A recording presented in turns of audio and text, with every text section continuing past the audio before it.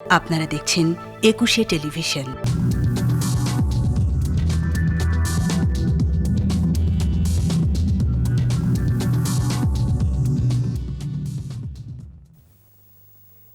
সম্মানিত দর্শক, একুশে টেলিভিশনের নিয়মিত আয়োজন ইফালি একুশে রাতে আপনাদের সবাইকে স্বাগত জানাচ্ছি এবং আপনাদের সাথে থাকছি পুরোটা সময় জুড়ে আমি ফেরদৌসী আহমেদ।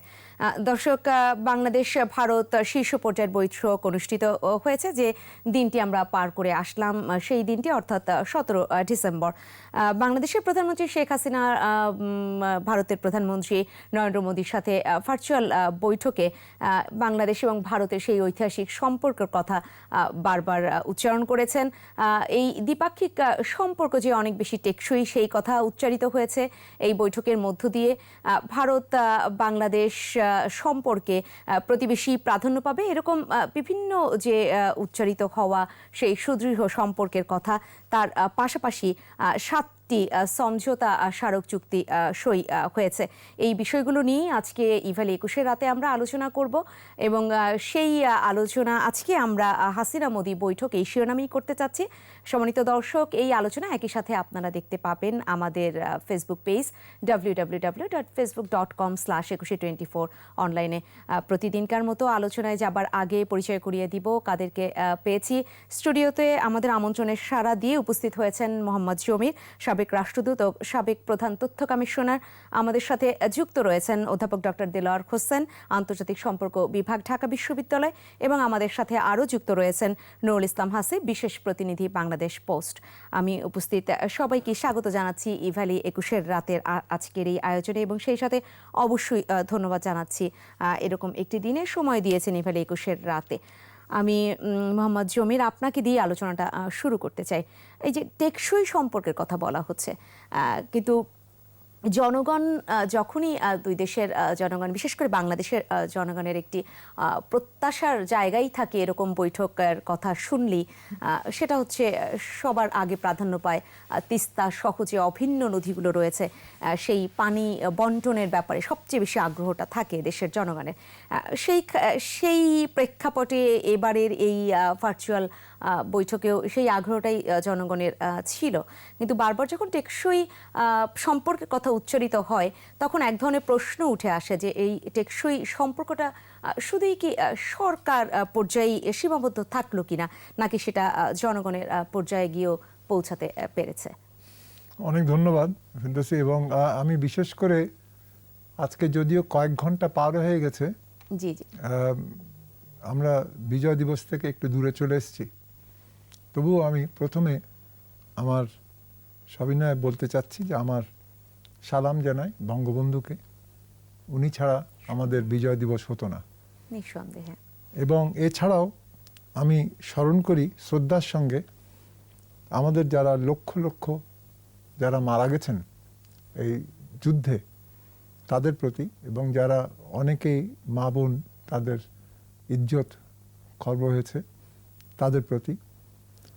এবং আমি আরেকটা জিনিস বলবো যে আজকে যে দুজনকে আনা হয়েছে আমার সাথে বসে আমার সাথে কথা বলার জন্য, এবং আমি মনে করি যে আমি তাদের কথা শুনবো, কারণ দুজনই প্রজ্ঞাবান ব্যক্তি, এবং এর মাধ্যমে দেখা যাবে যে সেটা হচ্ছে যে বাংলাদেশ যখন হলো এবং এগিয়ে গেল, সেই এগিয়ে যাওয়ার প্রক্রিয়াটা কারা সবাই মিলে যখন এগোচ্ছে, জি জি, কি করে তারা they are being encourage to do that.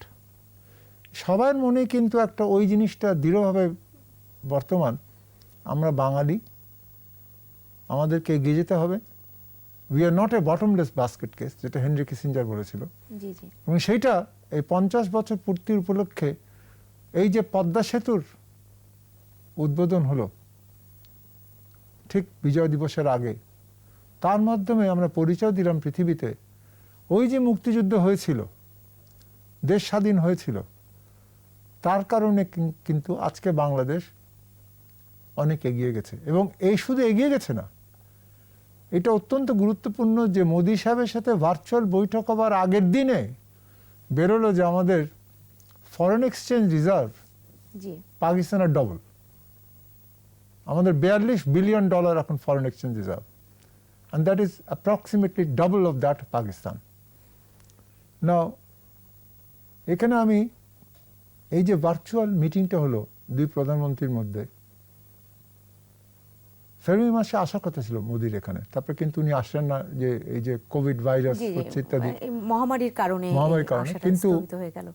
আমি সত্যি আনন্দিত যে মাননীয় প্রধানমন্ত্রী এবার আবার দাওয়াত দিয়েছেন ওনাকে মার্চ মাসে আসার জন্য, এবং উনি সেটা দাওয়াত গ্রহণ করেছেন, আসার ব্যাপারে উনি আগ্রহ দেখিয়েছেন, এবং উনি বলেছেন যে আমি অবশ্যই সচেষ্ট হব। এই প্রেক্ষিতে আমি আবার মনে পড়ছে যে মাননীয় প্রধানমন্ত্রী শেখ হাসিনা যেটা করেছেন এই শতবর্ষ উপলক্ষে, মুজিবের শতবর্ষ উপলক্ষে, this is similar to what Bangabandhu did, যখন তিনি ইন্দিরা গান্ধীকে বললেন গড়ের মাঠে গিয়ে ফেব্রুয়ারি মাসের প্রথম সপ্তাহে 1972 সালে, তখন আমি ভারত ডেস্ক দেখাশোনা করি ফরেন মিনিস্ট্রিতে, পররাষ্ট্র যন্ত্রণালয়। তো ওখানে উনি বলেছিলেন কি আপনারা আমাদের জন্য অনেক কিছু করেছেন, কিন্তু এবার সৈন্য প্রত্যাহার করেন, সৈন্য প্রত্যাহার না করলে পাকিস্তান বলে বেড়াচ্ছে স্বীকৃতি পাবো না আমরা, দেওয়ার দরকার নেই, ওরা অঙ্গরাজ্য হয়ে যাবে ভারতের। কিন্তু ওই যে ইন্দিরা গান্ধীকে তখন উনি দাওয়াত করলেন, ইন্দিরা গান্ধী বললো আমি আসবো আপনাদের এখানে।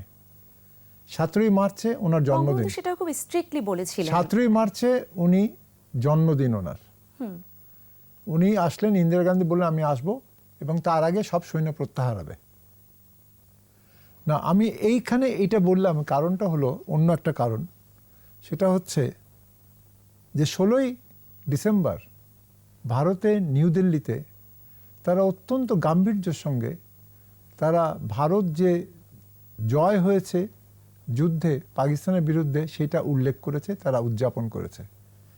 কিন্তু এটা বলা উচিত ছিল তারা যুদ্ধটা পাকিস্তান আর ভারতের মধ্যে শুধু হয়নি, ভারতের সাথে যৌথভাবে বাংলাদেশি নাগরিকরা যদি সঙ্গে না থাকতো, মুক্তিবাহিনীতে যারা সক্রিয় ভূমিকা পালন করেছে, যারা আমাদের এখান থেকে অনেক আর্ম ফোর্সেসের লোকজন জয়েন করেছিল, তাহলে অত সহজে 9 মাসের মধ্যে যুদ্ধে আমরা জিততে পারতাম না। সেখানে উচিত ছিল নরেন্দ্র মোদী সাহেবের সরাসরি বলা, আমরা যদিও পালন করেছি বিজয় দিবস হিসেবে 16ই ডিসেম্বর পাকিস্তান ভারতের মধ্যে, রাহুল গান্ধী সেটা আবার রাহুল গান্ধী আবার এটার উপর একটা টুইটার পাঠিয়েছে যে খুব আমরা গর্বিত ইত্যাদি, তার উচিত ছিল বলা। সেখানেও যে প্রত্যাশাটা ছিল সেটা আসলে পূরণ হয়নি। তার দাদি ছিল ইন্দিরা গান্ধী, আর দাদির কারণে সবকিছু ঘটেছে, কিন্তু এইটা বললে হবে না। এখানে বাংলাদেশের সঙ্গে যৌথ ভূমিকা, যে ভারত আর বাংলাদেশ দুজনে একত্রিত হয়ে যে যুদ্ধ করেছে এবং মুক্তিযুদ্ধে জয় হয়েছে, এটা উল্লেখ করা উচিত ছিল। যাক, আমি এটা বললাম, this is something I felt heart. এটা আগেও করেনি ভারত, এবারও করেনি, এবার এটা করা উচিত ভারতের। এছাড়া জিনিসটা যেটা আছে সেটা হলো যে দ্বিপাক্ষিক ক্ষেত্রে মাননীয় প্রধানমন্ত্রী এবং মোদী সাহেব দুজনে মিলে খুব ভালো সুন্দরভাবে অনেক কিছু বলেছেন, আমি খুব আনন্দিত। তবে ওই যে বললেন না আপনি, যে কিছু কিছু জিনিস মনের মধ্যে রয়ে যায়, আশা থাকে যে এইটা হবে, এইটা উল্লেখ হবে, সেটা উল্লেখ হয়েছে। আমাদের পররাষ্ট্রমন্ত্রী বলেছেন যে উল্লেখ হয়েছে যে তিস্তা নদীর উল্লেখ হয়েছে, পরবর্তীতে এটা নিয়ে কাজ একসাথে করবেন এরকম কথা আশ্বস্ত, এবং যেটা বলেছেন, যেটা আমাকে দিলেন আপনারা, এই যে 39 দফা, সেখানে বলা হচ্ছে যে আমরা অবশ্যই এইটা ব্যাপারে যা কিছু করণীয় সেটা চেষ্টা করবো, সচেষ্ট হবো ইত্যাদি ইত্যাদি ইত্যাদি। খুব ভালো কথা, যদি এটা হয় খুব ভালো কথা। কিন্তু তিস্তার নদীর পানি বন্টন যদিও সম্পূর্ণ হয় নাই, উনি বলেছেন, প্রধানমন্ত্রী নরেন্দ্র মোদী বলেছেন, তাতে ভারতের সরকারের আন্তরিক প্রতিশ্রুতি এবং অব্যাহত প্রচেষ্টার কথা পূর্ণ ব্যক্ত করেন, এটা বলেছেন নরেন্দ্র মোদী।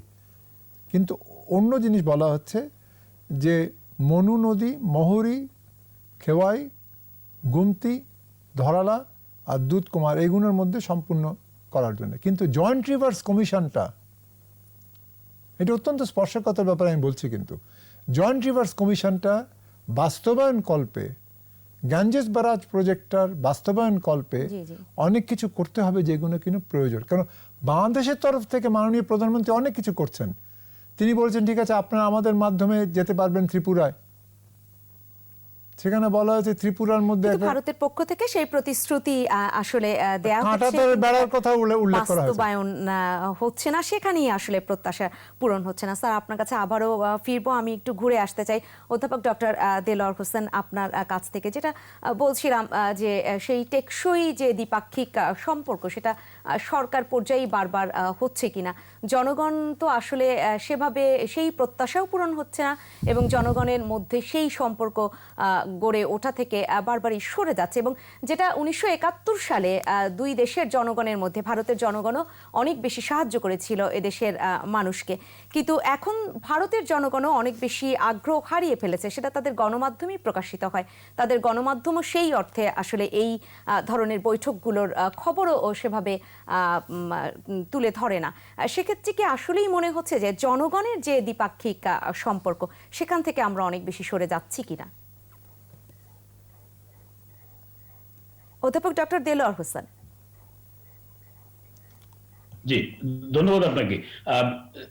নিঃসন্দেহে এটি একটি আমি বলবো যে যে কোনো দেশের পররাষ্ট্র নীতির জন্য বা দ্বিপাক্ষিক সম্পর্কের ক্ষেত্রে এটি একটি জটিল প্রশ্ন। কারণ জনগণের সঙ্গে যে সম্পর্ক, সেই সম্পর্কের বিষয়টি নিঃসন্দেহে অনেক গুরুত্বপূর্ণ। আবার একই সঙ্গে এই সম্পর্ক প্রতিষ্ঠার জন্য মানে কাজ করতে হয় এবং সরকার এবং জনগণ একযোগে কাজ করলেই কেবল দ্বিপাক্ষিক সম্পর্ক শুধু রাষ্ট্রীয় পর্যায়ে থাকে না, সেটি জনগণের পর্যায়ে থাকে।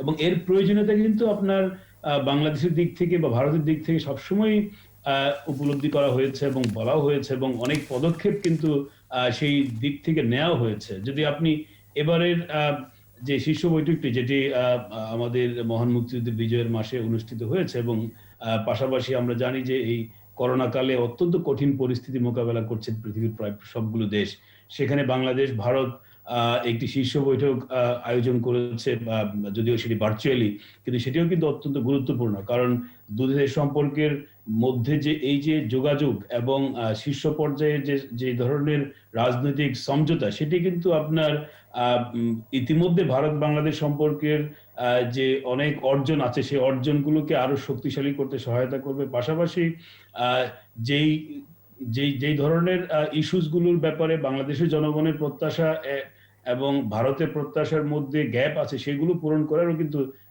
একটি সুযোগ।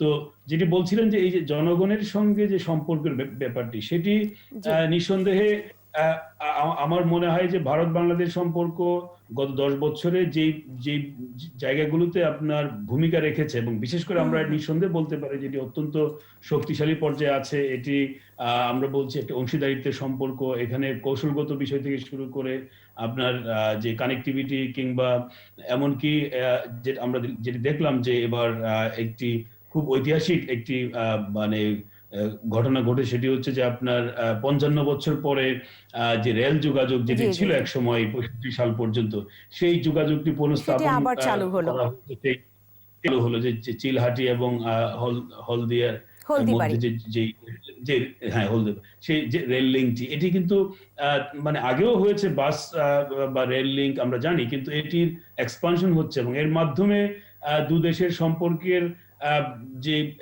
যে উষ্ণতা, সেটি কিন্তু আরেকটা পর্যায়ে উপনীত হয়েছে। তবে নিঃসন্দেহে আমাদের বাংলাদেশের পক্ষ থেকে যেটি অ্যাম্বাসেডর মোহাম্মদ জমির বলছিলেন যে এই যে তিস্তার পানি বন্টন কিংবা ওভারঅল ওয়াটার ম্যানেজমেন্ট নিয়ে ভারতের সঙ্গে আমাদের যেই ধরনের প্রস্তাব আছে, সেই প্রস্তাবগুলো বাংলাদেশের স্বার্থের যে জায়গাটা, সেটাকে আরো বেশি করে ভারতের দিক থেকে অ্যাড্রেস করার একটি বিষয় আছে।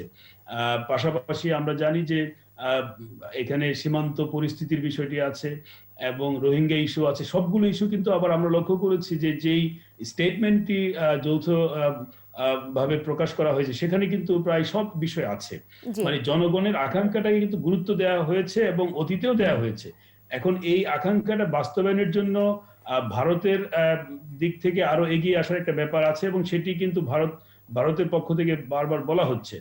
এখন এই যে বাস্তবায়নের জায়গা থেকে আমরা লক্ষ্য করছি যে যদি 2009 থেকে আমরা ধরি, দেখা যাবে যে এই যে মেরিটাইম বাউন্ডারি প্রবলেম ছিল ভারতের সঙ্গে, সেটি রিজলভ হয়েছে। ভারতের সঙ্গে আমাদের সীমান্ত বিরোধ, সেই বিরোধের সম্পূর্ণ নিষ্পত্তি হয়েছে, যেটি অত্যন্ত গুরুত্বপূর্ণ। একই সঙ্গে ভারতের সঙ্গে আমাদের বাণিজ্যের এক্সপানশন হয়েছে। ভারতের সঙ্গে আমাদের যে এনার্জি কোঅপারেশন, সেই এনার্জি কোঅপারেশনের সুযোগ তৈরি হয়েছে। ভারত বাংলাদেশে যে আপনার অবকাঠামো উন্নয়নে ভারত সহযোগিতা করছে।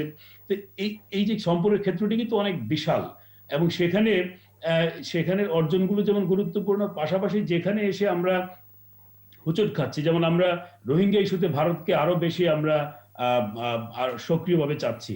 সেখানে আমরা লক্ষ্য করেছি যে গত নভেম্বর মাসে আপনার জাতিসংঘের সাধারণ পরিষদের এই যে থার্ড কমিটি, সেখানে একটি প্রস্তাব রোহিঙ্গা ইস্যু নিয়ে, বিশেষ করে মিয়ানমারের ভেতরে যে মানবাধিকার লঙ্ঘন হচ্ছে সেটি নিয়ে যে প্রস্তাব ছিল, সেই প্রস্তাবে ভারত দেখা গেল যে অ্যাবস্টেইন করেছে, অর্থাৎ প্রকারান্তে মিয়ানমারকে সাপোর্ট করেছে। ফলে এই বিষয়গুলো কিন্তু ভারতের দিক থেকে আরো নজর দেওয়া প্রয়োজন, এবং যে কারণে এবারের যে আপনার স্টেটমেন্ট, সেখানে কিন্তু রোহিঙ্গা ইস্যুটাকে স্পেসিফিক্যালি উল্লেখ করা হয়েছে যে এটি সেই বারবার প্রতিশ্রুতি দেয়া হচ্ছে বা এই দ্বিপাক্ষিক বৈঠকগুলোতে উল্লেখ থাকছে, কিন্তু তার বাস্তবায়ন না হওয়া পর্যন্ত আসলে এক ধরনের মানুষের সেই যে প্রত্যাশা পূরণের যে একটা ফাঁক ফোকর বা গ্যাপ, সেটা থেকেই যাচ্ছে। আমি আবারও আসবো এই বিভিন্ন বিষয়গুলো নিয়ে আপনার কাছে।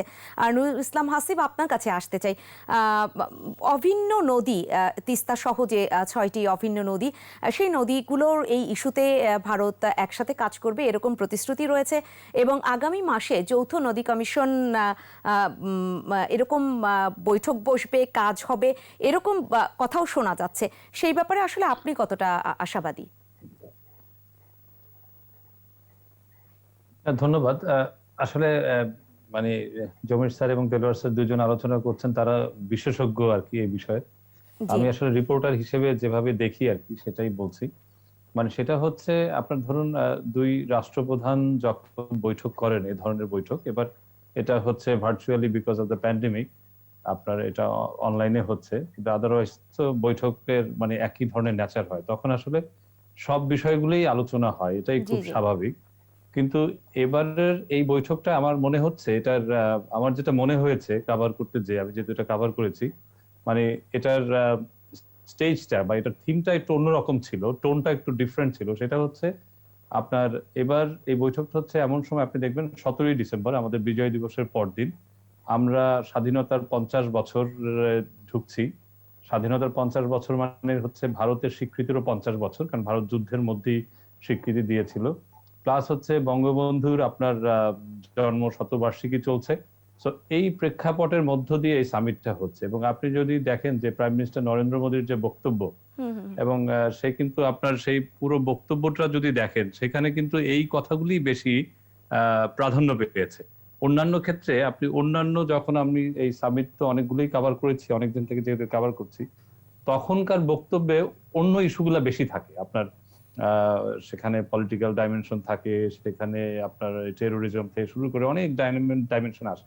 কিন্তু আজকের এই বক্তব্যে দেখবেন, আপনি যদি তার পুরো বক্তব্যটা দেখেন, ঘুরে ফিরে এই কথাগুলাই এসছে। আপনি জানেন এই যে বঙ্গবন্ধু এবং মহাত্মা গান্ধী, বঙ্গবন্ধুকে নিয়ে একটা আপনার স্টাম্পও রিলিজ হয়েছে দিল্লি থেকে, এবং বঙ্গবন্ধু এবং মহাত্মা গান্ধী দুইজনকে নিয়ে আপনার যে ভিডিও আপনার একটা মিউজিয়ামের মতো হয়েছে, সেটাও আজকে আপনার উদ্বোধন হয়েছে। বঙ্গবন্ধু একটি প্রদর্শনী হয়েছে ভার্চুয়ালি। জি, এক্স্যাক্টলি।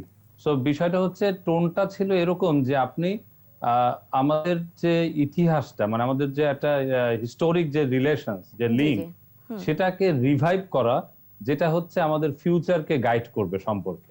আমার কাছে আসলে বিষয়টা এরকম মনে হয়েছে। আর সেক্ষেত্রে আর ডেফিনেটলি আপনি যখন এই ধরনেরই হবে, সব বিষয়ে আলোচনা হবে। যেমন আপনার এমইউ সাইন হয়েছে, এমইউ গুলি আপনি যদি বলেন যে হ্যাঁ আমরা হয়তো অনেকটা এই তিস্তার মধ্যেই আটকে থাকি আমরা মিডিয়া বা সবাই মিলে, কিন্তু তাই বলে কি আপনার দুই দেশের সম্পর্কে ওইখানে থেমে থাকে? সেটা কিন্তু না। আপনি দেখবেন প্রচুর এমইউ সাইন হয়, প্রচুর এগ্রিমেন্ট হয়, সেগুলো হচ্ছে না হচ্ছে।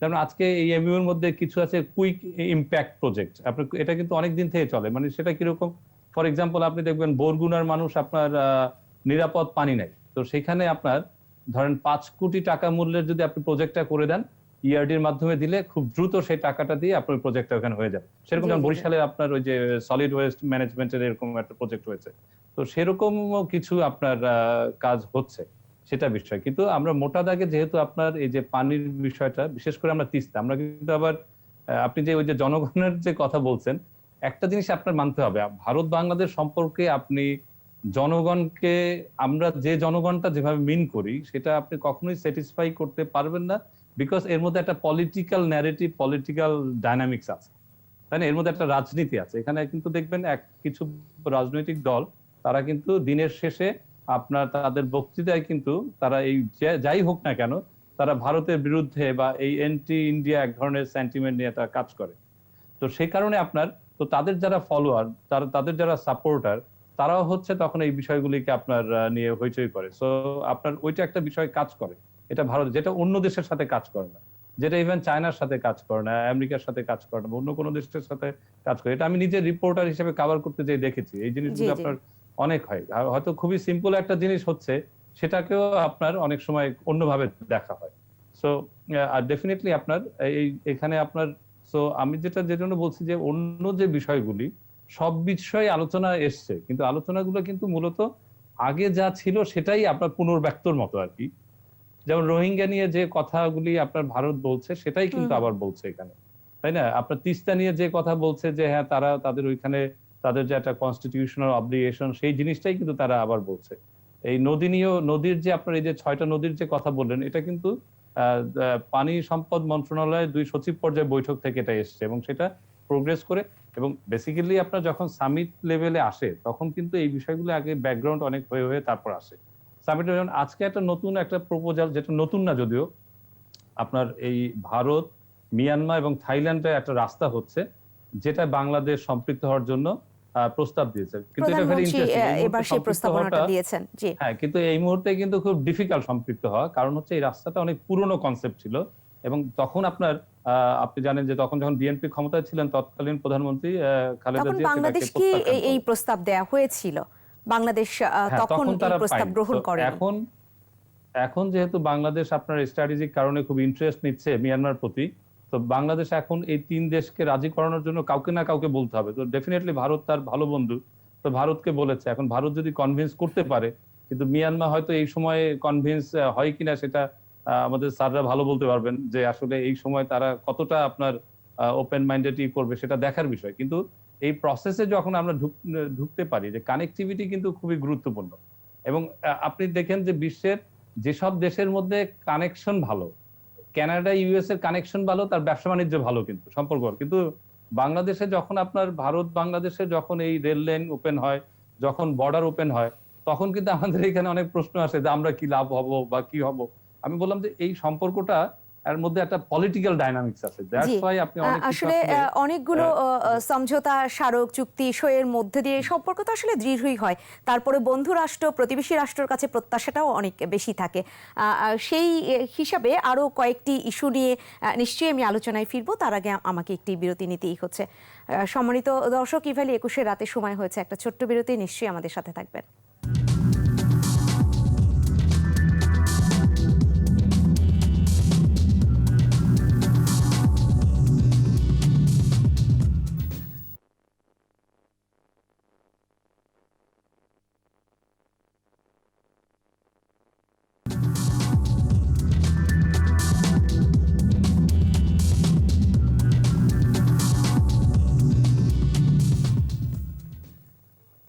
সম্মানিত দর্শক, ইভালি 21 রাতে আবারও স্বাগত জানাচ্ছি, এবং সেই সাথে ধন্যবাদ জানাচ্ছি রয়েছেন আমাদের সাথে আজকের এই আলোচনায়। আলোচনা করছি হাসিনা মোদি বৈঠক এই শিরোনামে।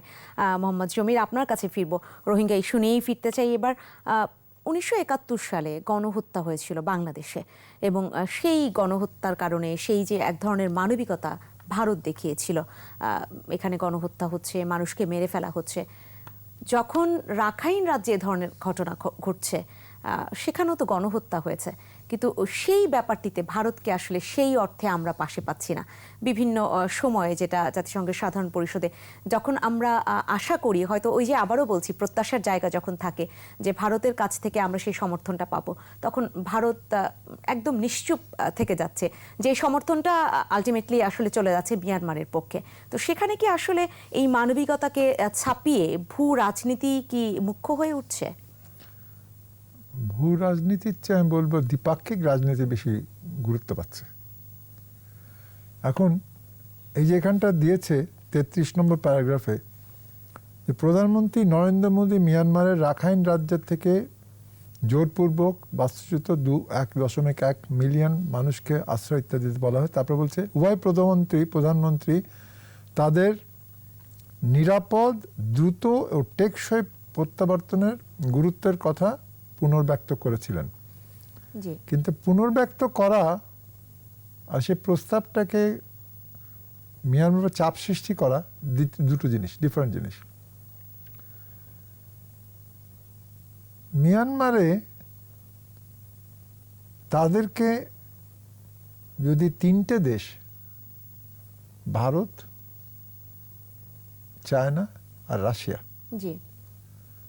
তারা যদি চাপ সৃষ্টি করে, বিশেষ করে রাশিয়া আর চায়না, কারণ এরা দুজন হচ্ছে permanent members of security council, জাতিসংঘের নিরাপত্তা পরিষদের। ভারত এখন সদস্য হয়েছে, সেটা মাননীয় প্রধানমন্ত্রী, আমাদের প্রধানমন্ত্রী তুলে ধরেছেন। আমরা আসলে ভারতের পক্ষে তো সমর্থন জুগিয়েছি। এবং আমরা যেটা এটা বললে প্রফেসর দেলওয়ার বললেন, সবাই বললেন, সেটা হচ্ছে তৃতীয় কমিটিতে যে আলোচনা যখন হলো, এবার জাতিসংঘের ওখানে হলো, সেখানে ইউরোপিয়ান ইউনিয়ন এবং যুক্তরাজ্য তারা প্রস্তাব আকারে দিয়েছিল, অনেক কিছু জিনিস দিয়েছে সেখান থেকে, কিন্তু ভারত অ্যাবস্টেন করে সেখানে ভোটিং এর সময়। That was not required to be done. আমি বলবো যে ভাষাঞ্চরে যে স্থানান্তর করা হচ্ছে লোকজনকে, সে ভাষাঞ্চরে ভারতীয় দূতাবাসের রাষ্ট্রদূতকে ওনাকে নিমন্ত্রণ করা উচিত, চীনের রাষ্ট্রদূতকে নিমন্ত্রণ করা উচিত, আমাদের জাতিসংঘে ইউনাইটেড নেশনসের যারা আছেন ইনি রেসিডেন্ট রিপ্রেজেন্টেটিভ, এরকম 3-4 জন ব্যক্তি, ইউরোপিয়ান ইউনিয়নের রেসিডেন্ট রিপ্রেজেন্টেটিভ নিয়ে গিয়ে তাদের দেখানো, তারা ওনাকে ওখানে গিয়ে কথা বলুক, যারা গেছে রোহিঙ্গাদের, তারা কি প্রত্যাশা করছে। যেটা হতে পারে it can B A temporary spot, যারা ফেরত যাবে তাদের ওখানে আনা হলো, একসঙ্গে তাদেরকে সবাই ফেরত নিয়ে যাওয়া হলো, আবার আনা হলো, আবার ওখানে থাকলো টেম্পোরারি শেল্টার হিসেবে, ওখান থেকে ফেরত গেল। কিন্তু এইগুলো যদি করতে হয়, তাহলে ভারতকে আরো, আমি বললো, প্রোঅ্যাক্টিভলি এগোতে হবে। এবং সেই জিনিসটা কিন্তু বাংলাদেশ আশা করছে ভারতের কাছ থেকে। এই বিমস্টেকের মাধ্যমে আমরা কিন্তু প্রচুর সাহায্য সহযোগিতা দিচ্ছি দক্ষিণ এশিয়ায় এবং সাউথ ইস্ট এশিয়াতে। কিন্তু আমাদের যে লুক ইস্ট পলিসি যেটা আছে, যেটা আমাদের ছিল, যে কিংবা বিসিআইএম যে ছিল, বাংলাদেশ, চায়না, ইন্ডিয়া, মিয়ানমার নিয়ে একটা প্রস্তাব, এইসব ক্ষেত্রেও আমাদের আরো সচল ভূমিকা দেখতে চাই আমি, চায়না এবং ভারত দুই দেশ থেকে। রোহিঙ্গাদের ব্যাপারে ভাষাঞ্চরে তাদেরকে নেওয়া হয়েছে এবং এনজিওরা, সিভিল সোসাইটি, তারা খুব আপসেট, কারণ ওখানে তো 5 স্টার হোটেল নেই এবং সমুদ্র সৈকতে বসে আরাম করে বসে খাওয়া দাওয়া করা যায় না। সমুদ্র আছে কিন্তু ওখানে খাওয়া দাওয়া করার মতো 5 স্টার হোটেল নেই। তো সেই সূত্রতে আমি বলবো, ভারত যাক, চীন যাক, ভাষাঞ্চলে দেখুক, দেখে তারা বলুক জাতিসংঘের লোকজনের সঙ্গে যে যা হয়েছে, শুরু হয়েছে, ভালো হয়েছে। আমরা মিয়ানমারকে বলবো, এই 1 লক্ষ লোক যাদেরকে স্থানান্তর করা হচ্ছে তাদেরকে তোমরা নিয়ে নাও, তারা ফিরিয়ে নিবে তাদের। এবং এই ফিরিয়ে নেবে কিভাবে, যে তাদের নিরাপদ, দ্রুত ও টেকসই প্রত্যাবাসন, যেটা মাননীয় প্রধানমন্ত্রী 2017 সালে কোফি আনানকে উল্লেখ করে উনি 5টা পয়েন্টের মধ্যে 3টে পয়েন্ট বলেছিলেন, যে এই জিনিসগুলো ভালো বলেছে কোফি আনান। সেই কফি আনান কমিশনের সেই যে ইয়েটা, কেন আমি সেটা তো আসলে প্রত্যেকটি এখানে যে মিয়ানমার থেকে আসা রাখাইন রাজ্য থেকে রোহিঙ্গা তারাও তো আসলে এটাই চাচ্ছে, এবং না হলে তারা যাবে না। তারা বুঝতে হবে আমাদেরকে যে তাদের ওখানে তারা যদি কারো স্বামীকে মেরে ফেলেছে চোখের সামনে, কেউ ধর্ষণের শিকার হয়েছে, কারো বাচ্চাকে মেরে ফেলেছে, তো তারা চায় যে একটা safe, secure and dignified return.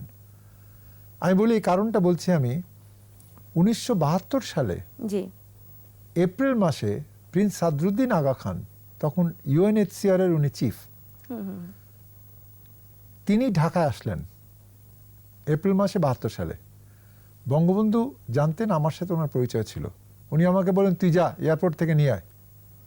আমাকে ছবিটাও আছে যে একসঙ্গে বলে, ও আবার লিখেছে টু মাই ফ্রেন্ড জামির। তখন সার্জিও ভিয়েরা দা মেলো আসলো, তখন কোফি আনান আসলো, এবং একটা রিপ্যাট্রিয়েশন কমিশন করা হয়েছিল যে 1 কোটি বাঙালি যারা ফেরত আসছে যাতে তারা সুন্দরভাবে সুস্থভাবে ফেরত আসতে পারে। এবং Bangabandhu played a very important role in that. I was secretary of that committee. এবং পরবর্তীতে এর কারণেই কার্ট ওয়ালডহাইমের সাথে কথাবার্তা হলো, যদি আমরা জাতিসংঘের মেম্বার হতে পারিনি, তখন তা সত্ত্বেও জাতিসংঘ থেকে বলা হলো আপনাদের এখানে আনরোড করা হচ্ছে United Nations relief operation Dhaka, এবং উমব্রিক্ট বলে একজন লোক, তাকে করা হলো হেড। পরবর্তীতে যখন আমরা সদস্য হলাম জাতিসংঘের, তখন সেটা করা হলো UNROB, United Nation Relief Operation Bangladesh. কিন্তু এই যে প্রক্রিয়াগত দিকটা আছে, যে যদি মানুষের মনে ইচ্ছা থাকে আমি ভালো করব, সাহায্য করব, সহযোগিতা করব, সেই জিনিসটা সম্ভব। এখন উনি বলছেন যে ঠিক আছে, মাননীয় প্রধানমন্ত্রী ভারতের বলেছেন যে আপনারা করেছেন, দেখাশোনা করছেন, তার জন্য আপনাদের কাছে আমরা সবাই বিশ্বকৃতজ্ঞ, ইত্যাদি ইত্যাদি। That's not enough. শুধু কৃতজ্ঞতার মধ্যে আসলে সীমাবদ্ধ থাকে। এবং আমি আশা করব যে ভারত এখন ভাষান্তরের ব্যাপারে বাংলাদেশকে সাপোর্ট করবে, এবং ভাষান্তরের ব্যাপারে চায়নাও সাপোর্ট করবে, এবং তারা মিয়ানমারকে বলবে এরা সুস্থ সুন্দরভাবে আছে, ওখানে বাচ্চা কাচ্চা নিয়ে গেছে, ওখানে তুমি এদেরকে ফেরত নিয়ে নাও। জি স্যার, অন্যান্য যে ইস্যুগুলো রয়েছে সেগুলো নিয়ে আপনার কাছে আমি নিশ্চয়ই ফিরতে চাচ্ছি। আসবো অধ্যাপক ডক্টর দেলোয়ার হোসেন আপনার কাছে। ভারত এখানে প্রোঅ্যাক্টিভ হয়ে কাজ করবে এমনটাই আশা করছেন মোহাম্মদ জমির, কিন্তু ভারতকে আমরা ভাষান্তরে নিয়ে গিয়ে দেখাবো, চীনকে দেখাবো, এই দেখানোর ক্ষেত্রে আমরা আসলে সেই যে কূটনৈতিক উদ্যোগ সেটা কতটা নিতে পেরেছি, আমরা সেখানে কোনো ধরনের ব্যর্থ হলাম কিনা? না, বিষয়টি তো আসলে আমরা জাস্ট শুরু করেছি একটা মানে প্রক্রিয়া ভাষান্তরে, এবং এটি আপনারা জানেন যে এটি বাংলাদেশ সরকার তার নিজস্ব অর্থায়নে একটি অত্যন্ত চমৎকার একটি ফ্যাসিলিটি ডেভেলপ করেছে রোহিঙ্গাদের জন্য, যেটি বিশ্বে বিরল। কারণ আমরা জানি যে বাংলাদেশের মাননীয় প্রধানমন্ত্রী যে ধরনের মানবিক বোধ থেকে তাদেরকে আশ্রয় দিয়েছিল, এবং সেই বোধ থেকে কিন্তু বাংলাদেশ এরকম একটি সুযোগ তৈরি করেছে। এবং যেটি আমরা জানি যে রোহিঙ্গারা যারা কক্সবাজারে অত্যন্ত বিপন্ন অবস্থায় আছে, তাদেরকে অনেকটা মানে তাদের অবস্থাটাকে আরেকটু ভালো করা। তো এটি নিঃসন্দেহে এখানে ভারত বা চীন বা আন্তর্জাতিক সম্প্রদায়ের একটা দায় রয়েছে এই পুরো প্রক্রিয়াকে সমর্থন করা, স্বাগত জানানো, এবং সেই জায়গাটিতে বাংলাদেশের নিঃসন্দেহে কূটনৈতিক প্রচেষ্টা চলছে আমি জানি, এবং সেই প্রচেষ্টা ছাড়াও কিন্তু এটি কিন্তু একটি স্বাভাবিক দায়িত্ব আন্তর্জাতিক সম্প্রদায়ের। ভারতের এখানে তো বলা হচ্ছে না যে সরাসরি তাদেরকে এখনই মিয়ানমার, যেহেতু মিয়ানমার তাদেরকে নিচ্ছে না, এবং মিয়ানমার যে ধরনের অসহযোগিতা করছে তার বিরুদ্ধে ভারত, চীন বা রাশিয়া, এমনকি পশ্চিমা দেশগুলো কিন্তু কোনো বড় ধরনের চাপ সৃষ্টি করতে পারেনি। সেই ব্যর্থতা তো আছেই, কিন্তু বাংলাদেশের ভেতরে বাংলাদেশের যে রিসোর্স দিয়ে তাদেরকে যে সহযোগিতা করতে চাচ্ছে, সেই জায়গাটিতেও কিন্তু আমরা দেখছি যে এক ধরনের রাজনীতি হচ্ছে, এক ধরনের একটা মিসপারসেপশন তৈরি করা হচ্ছে। সেই জায়গাটিতে অন্তত ভারত বা চীন এগিয়ে আসতে পারে, যে এই যে ভাষান্তর, যেটি বাংলাদেশেরই একটি সার্বভৌম এলাকার মধ্যে, সেখানে তাদেরকে বাংলাদেশের অর্থে তৈরি করা অত্যন্ত চমৎকার, সেখানে শেল্টার থেকে শুরু করে প্রত্যেকটি ব্যবস্থা করা হয়েছে, এমনকি লাইভলিহুডের ব্যবস্থা আছে। ফলে এইরকম একটি মানে ওয়ার্ল্ড ক্লাস, এই অর্থে বলছি যে বিশ্বের অনেক অঞ্চলে আপনার রেফিউজি বা এই ধরনের বাস্তুচ্যুত মানুষের জন্য ব্যবস্থা আছে, আফ্রিকা বা বিভিন্ন অঞ্চলে। এগুলোর অবস্থা এতই ভয়ঙ্কর, সেই তুলনা করলে দেখা যায় বাংলাদেশ এখানে ভাষান্তরে একটি চমৎকার ব্যবস্থা তৈরি করেছে। তো সেইটিকে মানে সমর্থন করা আমি মনে করি একটা ন্যূনতম কূটনৈতিক দায়িত্ব বাংলাদেশের বন্ধু রাষ্ট্রগুলোর, এবং যারা মিয়ানমারকে সেই ধরনের চাপ সৃষ্টি করতে পারছে না, যারা রোহিঙ্গাদের যে রিপ্যাট্রিয়েশন, যেটি অত্যন্ত জরুরি, যেটি যার ক্ষেত্রে কোনো ধরনের ভূমিকা অথবা কোনো ধরনের প্রোগ্রেস আসেনি, যদিও বাংলাদেশকে প্রশংসা করা হচ্ছে অথবা সমস্যাটি এর একটি স্থায়ী সমাধানের কথা বলা হচ্ছে, কিন্তু বাস্তবে আমরা সেই ধরনের উদ্যোগ দেখছি না। তো সেই দিক থেকে আমি মনে করি বাংলাদেশের কূটনৈতিক প্রচেষ্টা অব্যাহত আছে, এবং আন্তর্জাতিক সম্প্রদায়ের উচিত হবে যে, কারণ এই সমস্যাটি বাংলাদেশের নয়, এটি কিন্তু একটি আঞ্চলিক বা আন্তর্জাতিক সমস্যা, এটি কিন্তু আমাদের মনে রাখতে হবে। আমরা অনেক সময় নিজেরা যখন কথা বলি মিডিয়াতে বা মিডিয়া থেকে যখন কথাগুলো বলা হয়, তখন এমন একটা ধারণা দেওয়া হয় যে সমস্যাটি বোধহয় শুধু বাংলাদেশের। বাংলাদেশ কেন কূটনৈতিকভাবে এনগেজ করবে? অবশ্যই বাংলাদেশ করবে, কিন্তু এটি তো আসলে আন্তর্জাতিক সম্প্রদায় বাংলাদেশকে এনগেজ করার কথা, কারণ এই রোহিঙ্গা ইস্যুটি তো একটি আন্তর্জাতিক ইস্যু, এটি একটি মানবিক বিষয়, এবং এখানে বাংলাদেশের যতটা দায় আছে তার চেয়ে আরো বেশি দায় আছে বৃহৎ শক্তিগুলোর, যারা জাতিসংঘের স্থায়ী সদস্য হিসেবে বিশ্বে এক ধরনের মানে আধিপত্য বা বিশ্বে এক ধরনের নেতৃত্বের কথা বলেন। তারা কেন এইরকম একটি গণহত্যার ঘটনার পরে মিয়ানমারকে তারা বাধ্য করতে পারছে না? আবার অন্যদিকে বাংলাদেশ যখন তাদের সহযোগিতা এগিয়ে এসেছে, তাদের সহযোগিতাগুলোকে ভিন্নভাবে উপস্থাপন করা হয়। তো ফলে এটি কিন্তু আমি মনে করি যে বাংলাদেশের কূটনৈতিক দায়িত্বের মধ্যে তো অবশ্যই আছে, বাংলাদেশ এটি করছে, এবং আমরা জানি যে গত 3 বছর বাংলাদেশ মাননীয় প্রধানমন্ত্রী যেমন আপনার জাতিসংঘের স্থায়ী আপনার এই জেনারেল অ্যাসেম্বলিতে যে প্রস্তাবগুলো রেখেছেন, তার ধারাবাহিকতায় বাংলাদেশ দ্বিপাক্ষিক কূটনীতি প্লাস বহুপাক্ষিক কূটনীতি চালিয়ে যাচ্ছে। কিন্তু আন্তর্জাতিক সম্প্রদায়ের জায়গাটাকে আমাদের আরো শক্ত করে ধরতে হবে যে না, এটি তো তাদের কূটনৈতিক প্রচেষ্টার ভেতরে থাকার কথা। আজকে যখন বলছে যে ভারত বা চীন আঞ্চলিক শক্তি বা বিশ্ব শক্তি, তাহলে বিশ্ব শক্তির মানদণ্ডটা কি, ক্রাইটেরিয়া কি?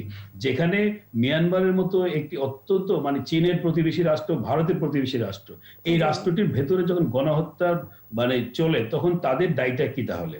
কারণ 1971 সালের কথা আপনি বলেছেন, সেটি খুবই গুরুত্বপূর্ণ, যে তখন যদি ভারত যে মানবিকতার প্রদর্শন করতে পারে, তাহলে এখন এই 2017 সালে যে ঘটনাটি ঘটেছে এবং এখনো যেটির ধারাবাহিকতা চলছে, তো সেখানে তো আসলে ভারতের বা আরো অন্যান্য রাষ্ট্রগুলোর আরো ইতিবাচক ভূমিকা রাখা উচিত। তো ফলে আমি মনে করি বাংলাদেশ থেকে, বাংলাদেশের জায়গা থেকে কাজ করছে, এবং আরো বাংলাদেশকে মানে এই ধরনের কূটনৈতিক প্রচেষ্টা শক্তিশালী করতে হবে। কিন্তু এটা আমাদের মনে রাখতে হবে যে আমাদের যে নাগরিক সমাজের যে দায়িত্ব বা আমাদের যে গণমাধ্যমের যে দায়িত্ব, যে যাদের এই আন্তর্জাতিক সম্প্রদায়ের যে ব্যর্থতার জায়গাগুলো এবং তাদের যে কূটনৈতিক প্রচেষ্টার ভেতরে রোহিঙ্গার যে স্বার্থের বিষয়টা গুরুত্ব পাচ্ছে না, সেটি আমাদের তুলে ধরতে হবে। আজকে যে ভাষাঞ্চলে যে রিলোকেশন হচ্ছে, সেই রিলোকেশনের বিষয়টির ক্ষেত্রে রোহিঙ্গাদের স্বার্থ গুরুত্ব পাচ্ছে, নাকি আসলে এই আন্তর্জাতিক সম্প্রদায়ের কোনো পক্ষ তাদের নিজস্ব যে অসুবিধাগুলো, সেই অসুবিধার কথা গুরুত্ব পাচ্ছে? এই ধরনের প্রশ্ন কিন্তু আমাদের করতে হবে,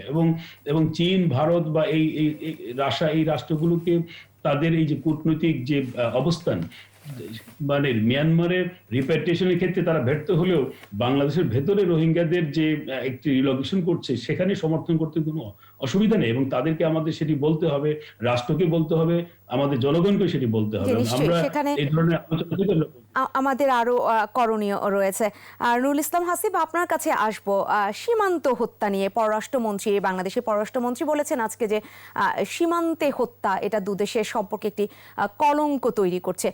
সেই কলঙ্কের যে জায়গাটি, সেই জায়গাটিতে বারবার ভারতের একদম শীর্ষ পর্যায় থেকে প্রতিশ্রুতি দেওয়ার পরও সীমান্তে হত্যা হয়েই যাচ্ছে, এবং বিচার বহির্ভূত যে হত্যাকাণ্ড। আমরা অনেক সময় বলার চেষ্টা করি যে আমাদের দেশের যারা নাগরিক রয়েছে তারা আসলে নানানভাবে নোম্যান্স ল্যান্ডে ঢুকে পড়ছে, বা তারা এই সীমান্ত অতিক্রম করার চেষ্টা করছে, নানা ধরনের অপরাধ কর্মের সাথে তারা জড়িত রয়েছে। সেখানে আমরা একটা ব্যাখ্যা দেওয়ার চেষ্টা করি, কিন্তু আসলে সীমান্তে যে হত্যা, এই হত্যা বন্ধে শীর্ষ পর্যায় থেকে প্রতিশ্রুতি দেওয়ার পরও কার্যকর যে একটা পদক্ষেপ, সেটা কিন্তু আমরা পাচ্ছি না। সেখানে আসলে সিদ্ধান্ত গ্রহণে কোনো ধরনের জটিলতা রয়েছে কিনা? সেজন্য আজকে আলোচনা একটা বিষয় এসছে যে দুই দেশের আপনার যৌথভাবে বর্ডারটা ম্যানেজ করা বা পেট্রোলিং করা আর কি, সেরকম একটা কথাবার্তা আসছে আর কি, এবং মোটামুটি এক ধরনের সম্মতিও হয়েছে, এবং তারা হয়তো এটা ভবিষ্যতে দেখবে। মানে যৌথভাবে করলে হয় কি, তখন আপনার বুঝতে পারে যে অবস্থাটা আসলে কি হচ্ছে।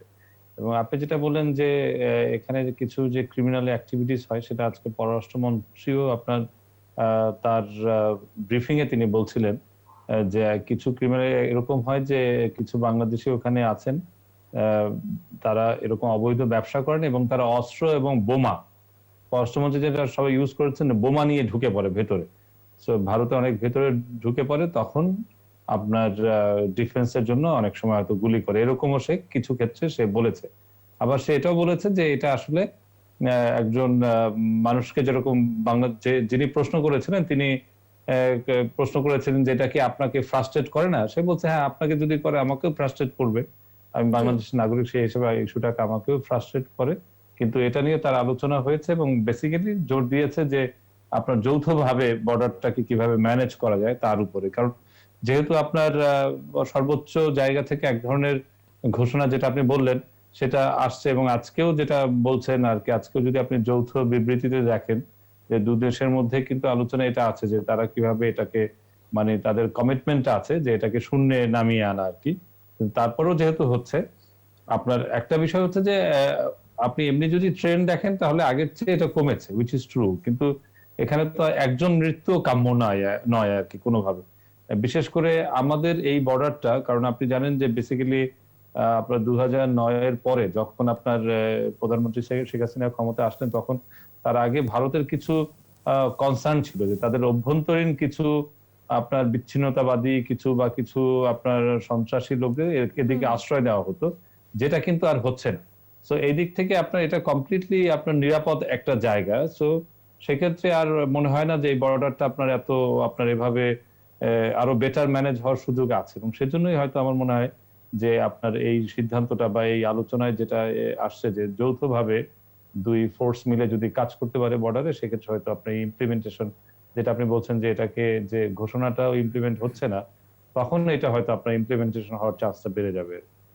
জি, সেই আশা আসলে আমরা করতেই পারি। মোহাম্মদ জমির, আপনার কাছে আসবো। ভারতের সাথে তো আরও কয়েকটি দেশের সীমান্ত রয়েছে, সেখানে কিন্তু আমরা আসলে এরকম হত্যা খুব একটা আমাদের নজরে পড়ে না, কিন্তু বাংলাদেশের ক্ষেত্রেই এটা বেশি হচ্ছে। সেখানে আসলে আমাদের অনেকটা নতজানু পররাষ্ট্র নীতির কারণেই হচ্ছে কিনা, এমনটাও আসলে সাধারণ মানুষ অনেক সময় মনে করে থাকেন। আপনি কি বলবেন? না, আমি বলবো না যে নতজানু পররাষ্ট্র নীতি। এই যে ফেলানির, আমি বলবো যে একটা গামলা দুধে, যেটা বলি আমি খনার বচন থেকে, যে একটা গামলা দুধে এক ফোঁটা চোনা পড়লে পুরো দুধ নষ্ট হয়ে যায়। জি জি।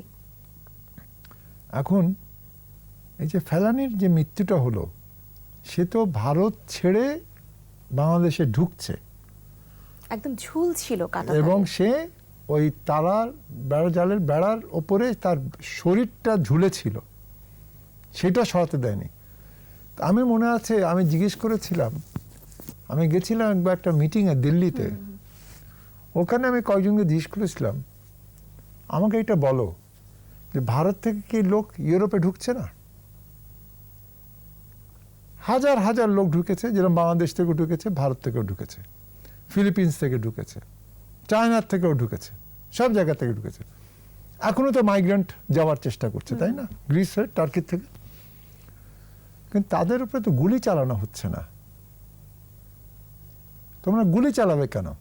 তো অবশ্য আজকে একটা কথা বলেছেন মোদি সাহেব, যে উনি বলবেন, আদেশ দেবেন, কোনো লিগ্যাল ওয়েপন্স যেন ব্যবহার করা না হয়। এইটা is a very good step, is a very good step, it's a good improvement on the situation. এখন আমার কথা হচ্ছে যে যেখানে চায়নার সাথে কিছুদিন আগে আমরা দেখেছি লাদাখে মারামারি হয়েছে, দুই দলের মধ্যে পিটাপিটি হয়েছে, কিছু লোক মারা গেছে, প্রায়ত শোনা যাচ্ছে, পড়ছি আমরা কাগজে, শুনছি আমরা পত্রিকার মাধ্যমে, যেটা যখন আলোচনা হয় news in BBC, CNN, Al Jazeera, যে কাশ্মীরে কেউ ঢুকেছিল, কেউ বেরোচ্ছিল, ওখানেও মারামারি হয়েছে, খুন খারাপি হয়েছে। কোনোটাই কাম্য নয়, এরকম জিনিসটা করা ঠিক নয়, পাকিস্তানেরও করা ঠিক নয়। এবং খুন করার কথা হচ্ছে, যদি কেউ তুমি ধরো যে কেউ একজন ব্যক্তি ঢুকেছে যে কিনা, তখন তাকে হুঁশিয়ারি করে দিয়ে, যাতে করে সে অপব্যবহার না করে বোমা কিংবা অন্য কোনো জিনিস, সে তখন তাকে তুমি গ্রেফতার করো, বিচার করো, না আফটার দ্যাট। কিন্তু বিচার বহির্ভূত হত্যা তো আসলে কাম্য হতে পারে না। যেরকম ফ্রান্স থেকে বহু লোক তারা ব্রিটেনে ঢোকার চেষ্টা করে এবং তারা আন্ডারগ্রাউন্ড ওই এটা যে আছে টানেল সেখান দিয়ে যাওয়ার চেষ্টা করেছিল, ওপরে নৌকা করে যাওয়ার চেষ্টা করে, কিন্তু কাউকে তো গুলি করে মারা হচ্ছে না। একটা আর্টিকেল বেরিয়েছে, সেখানে বেরিয়েছে যে মেক্সিকোর থেকেও যত সংখ্যক লোক মারা গেছে যারা ঢোকার চেষ্টা করেছিল যুক্তরাষ্ট্রে, সংখ্যাগতভাবে গত 10 বছরে খুব কম কম্পেয়ার টু আস। তো আমি মনে করি দু দেশ ঠিকমতো বসে আলোচনা করে তারা যদি একসঙ্গে কাজ করতে পারে, যেটা বললো যে যদি জয়েন্ট পেট্রোলিং করতে পারে, তাহলে প্লাস আমি বলেছি তোমরা এমন করো সেটা হচ্ছে একদম তারা জালের বেড়া চারিদিকে ঘিরে দাও। যদি ঘিরে দাও তাহলে ওপর থেকেও লোক আসতে পারবে না, এপর থেকেও লোক আসতে পারবে না। তাহলে ইলিগাল স্মাগলিং অফ গোল্ডও দরকার নেই, ইলিগাল স্মাগলিং অফ ক্যাটলও দরকার নেই, আমাদের গরু দরকার নেই। কিন্তু ভারত এমন না যে ভারত গরু সমস্যা থেকে আসলে বের হয়ে আসার সম্ভাবনা আছে, সেই সম্ভাবনা তৈরি করাটাই আমাদের অনেক বেশি দরকার। এটা আর্থসামাজিক ক্ষেত্রে এটা একেবারে শেষ প্রয়োজন। পর্যায়ে রয়েছে অধ্যাপক ডক্টর দেলোয়ার হোসেন, আজকের এই যে দিনটি পার করে আসলাম, সেই যে বৈঠক শীর্ষ পর্যায়ের দুই দেশের, সেই বৈঠক থেকে আমাদের দ্বিপাক্ষিক যে সম্পর্ক সেটা সত্যিকার অর্থে আরো কতটা দৃঢ় হয়েছে বলে আপনি মনে করছেন বা দৃঢ় হবে বলে মনে করছেন? খুব ছোট্ট করেই নিব, শেষ পর্যায়ে রয়েছি। জি, অধ্যাপক ডক্টর দেলোয়ার হোসেন।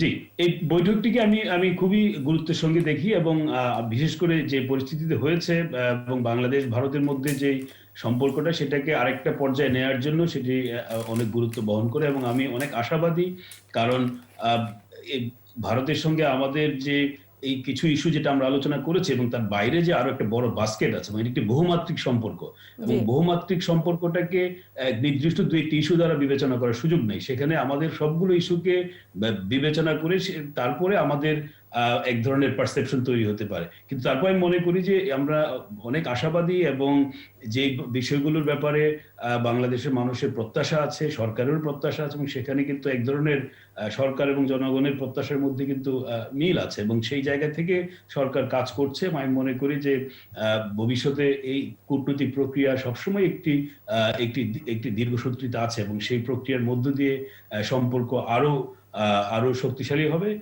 সেটি আমি আশা করতে পারি এবং এই সামিটটি সেই ক্ষেত্রে একটি বড় ধরনের দিক নির্দেশনা দিচ্ছে এবং দিবে এবং তার উপর ভিত্তি করে এই সিদ্ধান্তগুলো বাস্তবায়ন হবে বলে আমি আশা করছি।